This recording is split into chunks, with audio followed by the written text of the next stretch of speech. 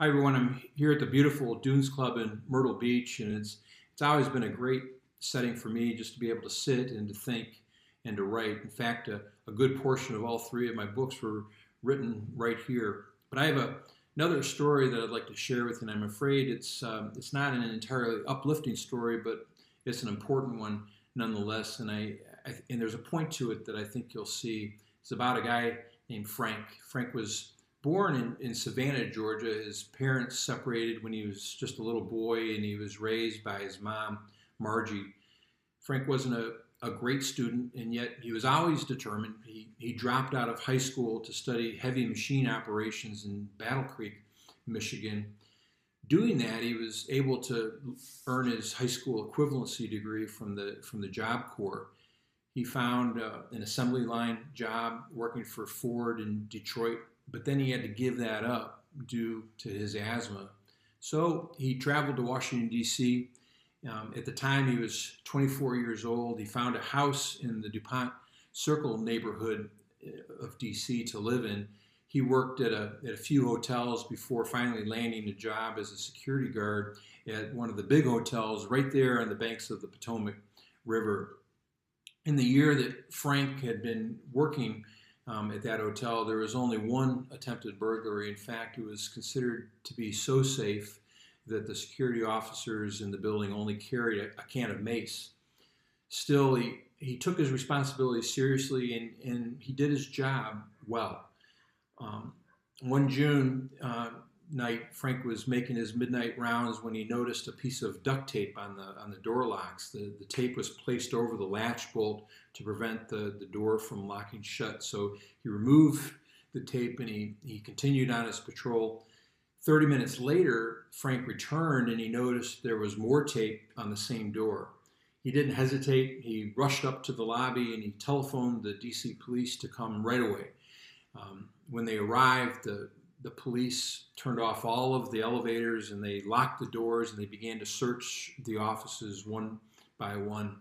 Frank led the way because he knew the hotel better than anybody else did. 5 men were found in one of those offices. And he remembered, when we turned the lights on, one person, then two persons, then three persons came out, and on down the line. The office, the Democratic National Committee headquarters. The place, of course, was the Watergate Hotel. You may have heard about Frank. Frank Wills was his full name. The rest, of course, is history.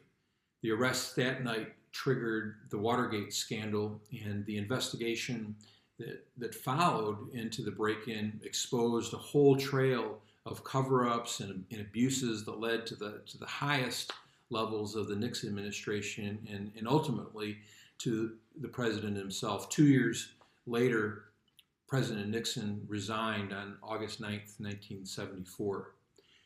That would not have happened without Frank Wills doing his job.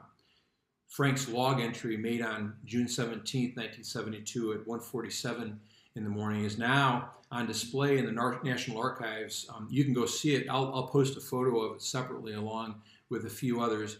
But there's more to Frank's story that you probably haven't heard, and this is what I found to be particularly sad.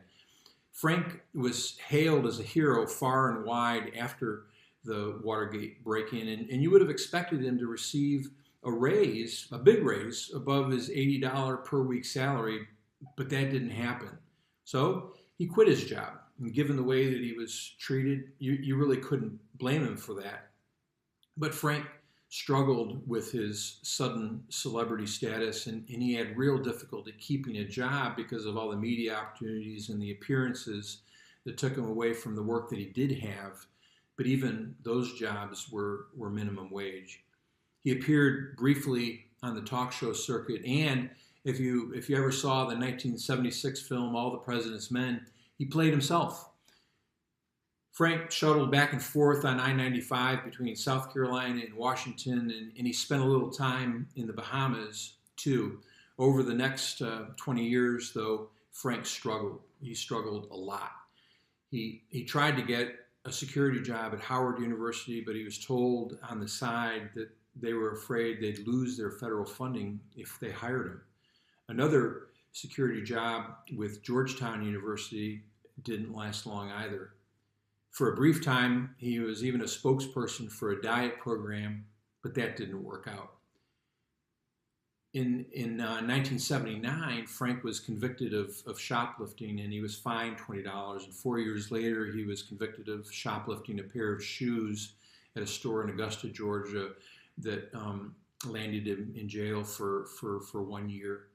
In the mid-1970s, Frank finally settled in North Augusta, South Carolina, to care for his mom, Margie, who had just suffered a stroke. Together, they survived on her $450 monthly Social Security checks.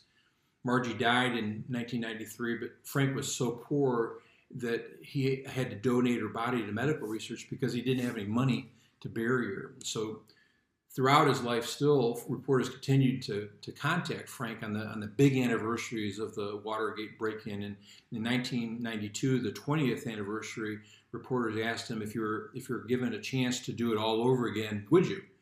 Frank looked down and he replied simply, it was just a part of destiny. Everybody tells me that I'm some kind of hero, but I did what I was hired to do, and really all I ever wanted was a chance to move upward in my job. But Frank led a quiet life with his cats, and he spent his time tending to his garden. He even made the local library his office. When he was 52 years old, Frank Wills died in Augusta, Georgia, from a brain tumor. But there's no doubt that Frank played a special role in the history of our nation, and if you believe in fate, he might have even had a preordained purpose. There's an old poem by Robert Frost. It's a favorite of mine that's entitled "Acquainted with the Night," that reminds me of Frank Will's life, even though Frost wrote it long before even he was born. But here it is. I've been one acquainted with the night. I have walked out in rain and back in rain. I have outwalked the furthest city light. I have looked down the saddest city lane. I have passed by the watchman on his beat and dropped my eyes, unwilling to explain. Then proclaimed the time was neither wrong nor right. I have been acquainted with the night. So Frank Wills really was the watchman on his beat that night, 46 years ago. He didn't know it at the time, but he was on the nation's beat that night. And by the end of his life, he was fully acquainted with the night. So here's my point.